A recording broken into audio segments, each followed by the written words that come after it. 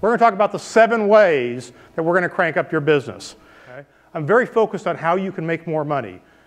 And everything that you do and everything that there is about your business affects whether or not you're going to make money. So I've got a very interesting list here. And it may look like I came up with it in my hotel room last night, but frankly, this is stuff I talk about every single day with my clients. 7 ways. This is a no-brainer. Why don't we have more revenue and not have higher costs? Wouldn't that be great? Very simple way to make more money. How about the other one? Why don't we have the same revenue and have lower expenses? That would make us more money too. See, business isn't that hard, is it?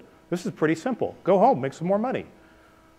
But I will tell you, in 90% of my clients, we can't do either one of these things. What we have to do is shrink revenue to make more money. And if you're struggling with making money, I guarantee you give me 10 minutes and we will find 20% of your business that you need to get rid of and you will make more money. If we are focused on the product that we're trying to rent or sell to our customers, then we're not focused on the customers and they know that. If your sales lead is talking about why your products and your people are the best in the business,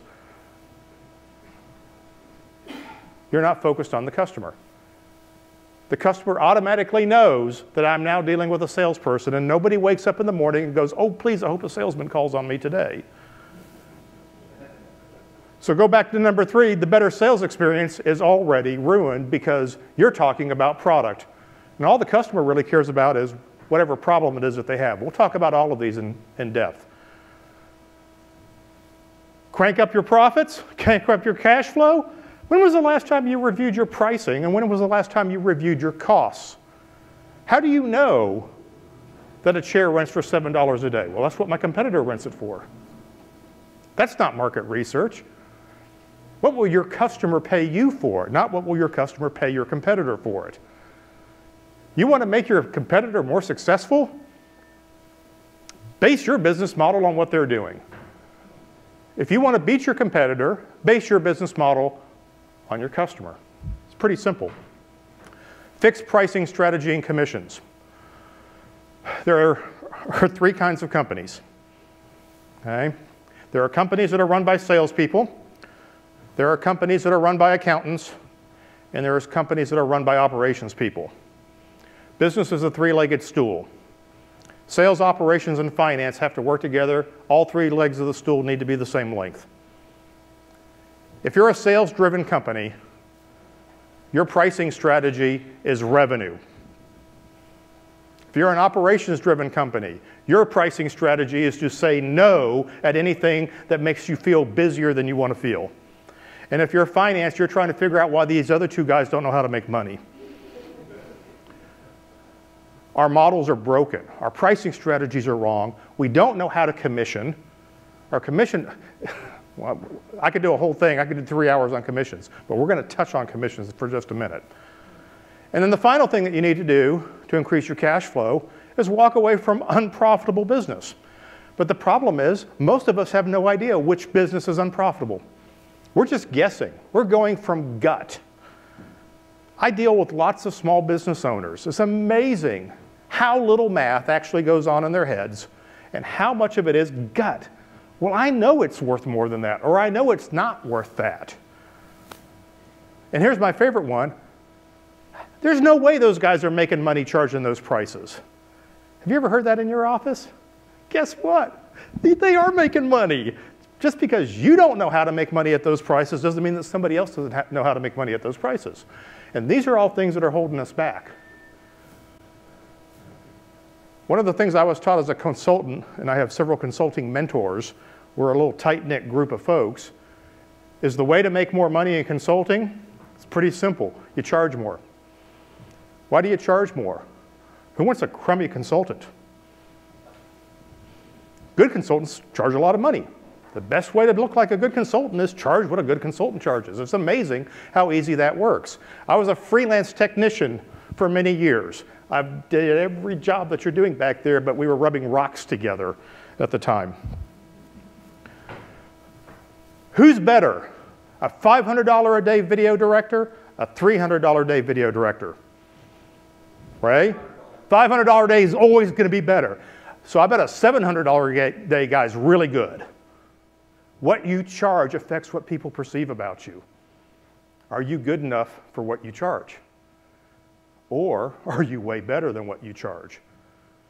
You can be the best company in the world and not charge enough, and people won't hire you because they don't believe you, because the salesman told them you were good. So this is all about being worth more. I'm really serious. More revenue is not a bad idea, but how do you get more revenue? Just tell your story better. How many people actually have a marketing budget? I do. You need a marketing budget. It's got to be on your budget. How many of you actually have a budget? Okay. So I got 7 people in the room who got a budget. 6 of you have a marketing budget. Good. Okay. That's what marketing is for. You need to tell your story better.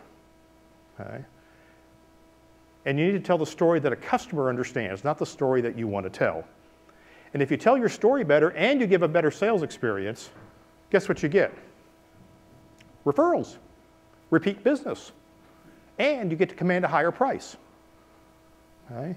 Marketing is not voodoo. Okay? It's hard to understand, and it's hard to draw a straight line between a marketing expense and the revenue and profit that it creates. But the fact of the matter is that there is a line, there is a connection between the two, and you better believe it. Because if you don't believe it, then you won't market and you won't talk about yourself. And you think, it's all about relationships. How many people believe it's all about relationships? Don't raise your hand. Okay? It's not all about relationships. Sell something that other companies can't or won't sell. Do you have a proprietary solution? Well, no, we've got tables and chairs. Process can be proprietary. A better sales experience is a proprietary solution.